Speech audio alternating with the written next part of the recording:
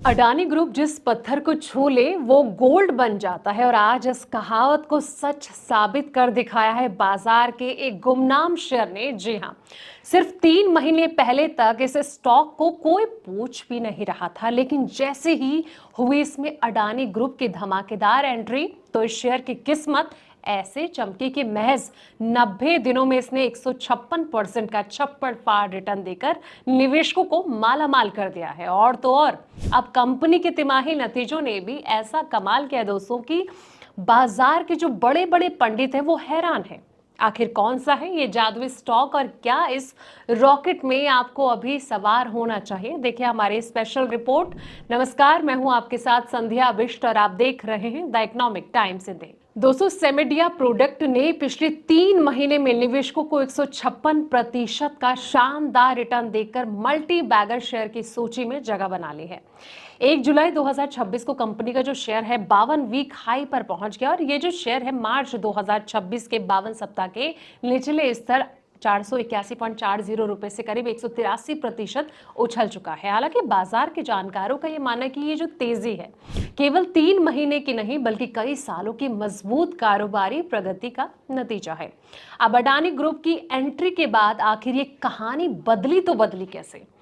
Company में Adani group की unit renew Exim DMCC ने अप्रैल 2025 में हिस्सेदारी खरीदकर प्रमोटर का दर्जा हासिल किया था और इसके बाद जो है शुरुआती उत्साह के बावजूद शेयर करीब 8 महीने तक दबाव में रहा और जुलाई 2025 में 943 रुपए के स्तर से गिरकर मार्च 2026 में 481.40 रुपए तक पहुंच गया।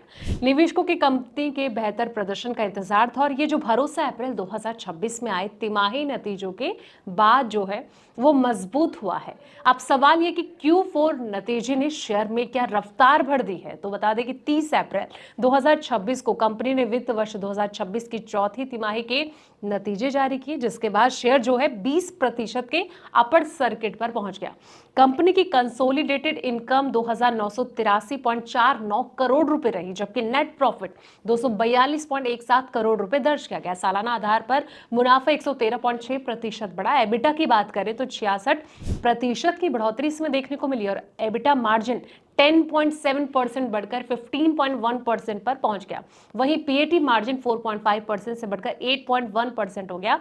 मैनेजमेंट के अनुसार बेहतर प्रोजेक्ट एग्जीक्यूशन, लागत नियंत्रण, मेट्रो प्रोजेक्ट समय पर पूर्ति और पुराने घाटे वाले प्रोडक्ट के खत्म होने से मार्जिन में जो है वो बड़ा सुधार देखने को मिला। अब सवाल ये कि रिकॉर्ड ऑर्डर बुक से इसकी भविष्य की मजबूती क्या है? मार्च 2026 तक कंपनी को ऑर्डर बुक 24,545 करोड़ रुपए रहे, जो कि वित्त वर्ष 26 की आय का करीब 2.4 गुना है।